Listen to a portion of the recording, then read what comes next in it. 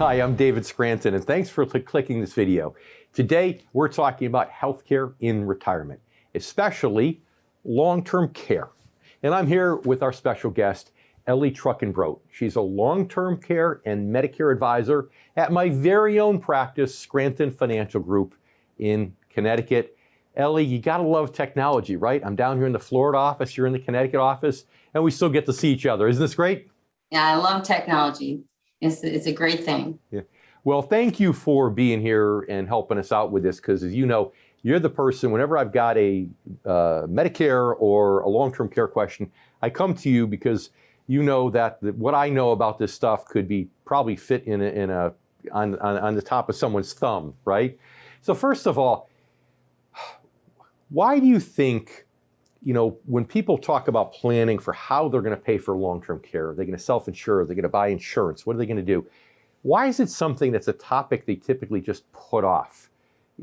I got my ideas, but you deal with this more than me with all of our clients, so why? Right. Well, in my experience, long-term care specifically is a very difficult subject for many people to talk about. It carries sort of this, this negative vibe, I guess is the best way to put it. It's aging, it's, getting older and needing help.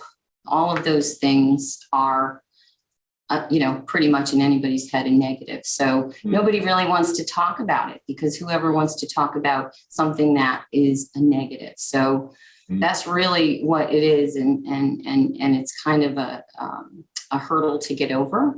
And then once it's, talked about, then people are more receptive to really understanding it and really wanting to learn about it. Because obviously it's something that, is going to be probably needed for most people, but mostly they see their parents age. They think, oh my gosh, I'm going to be a burden to my children. I don't want to do that. I'm going to be in a home somewhere. So it's really not something that most people want to think about. Yeah. And you think about, when you start thinking about convalescent care, that's exactly it. I like to turn around and talk about home health care, that look, if something happens, you can plan now to make sure you could stay in the comfort of your home. If you don't plan, you may be forced into a convalescent facility, which of course nobody wants. But let me switch gears on you. Do you find that a lot of people still think that Medicare or maybe their Medicare supplement is going to cover them if they need convalescent care or full-time home health care? Yes, I would agree with that. I think many people do believe that they would get some form of long-term care. Again, they always go back to my parents or somebody that they knew that transitioned maybe from a hospital into skilled nursing that was paid for up to a point. But Medicare, it's a bit of misinformation. Medicare does not pay for long-term care. It's specific to a skilled nursing facility. And it's only the first 20 days that are paid for at 100%. After the 20th day, you get up to 100 days, there's a very large copay that's involved. And I've seen many times where people will call in clients and say, oh my gosh, how am I going to pay this if I've gone beyond the 20 days? And most of these places, skilled nursing, more a long-term care facility, really actually want you to show proof of payment, or they want to see some assets. So, so Medicare, no, is not a long-term care solution financially at all. 20 days, 100 days with copays. So you better get well lickety split is the answer. And if you don't, then you're out of luck. So lastly, how about, insurance? Some people can self-insure, right? They have enough money, they can do that. Some people have enough money to self-insure, still decide to buy insurance because they want to pass it off to an insurance company. But, what can you tell people to get them to at least consider the insurance as early as possible and make a decision, yes or no? Because most people just procrastinate the decision for so long that either then it becomes too expensive because they're older or they're not in good enough health to get it. So the goal, I think, is to get them to make that decision, yes or no on insurance, as early as possible.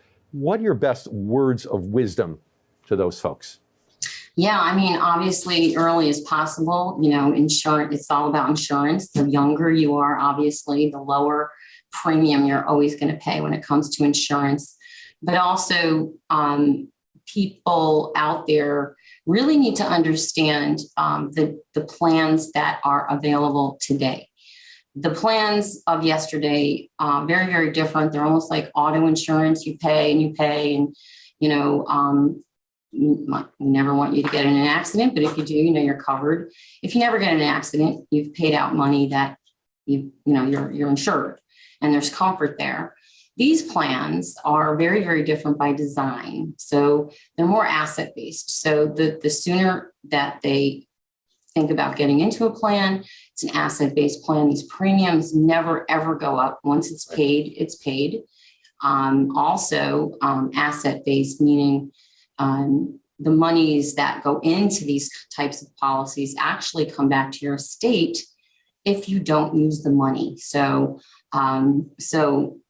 there's really low risk as far as what money you're putting out there as part of your retirement plan, but also there's tax advantages. So I might talk to somebody who says to me, well, I have an annuity and I'm going to be able to draw income off that annuity, and which is great. But if that same money were in a long-term care policy, the money coming out of a long-term care policy is actually non-taxable.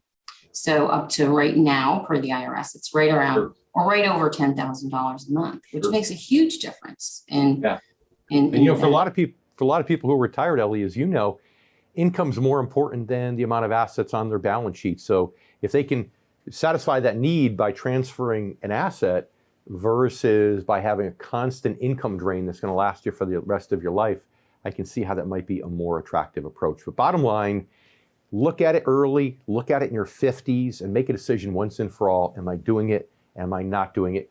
Don't put off your decision, because the decision might get taken away from you as you age because of costs and health. Ellie Truckenbrodt, thanks so much for being with us today. Thanks so much, Dave. And thank you for watching this video. If you enjoyed this interview, make sure you like it. How? By clicking the thumbs up button. And also, don't forget to subscribe to our YouTube channel.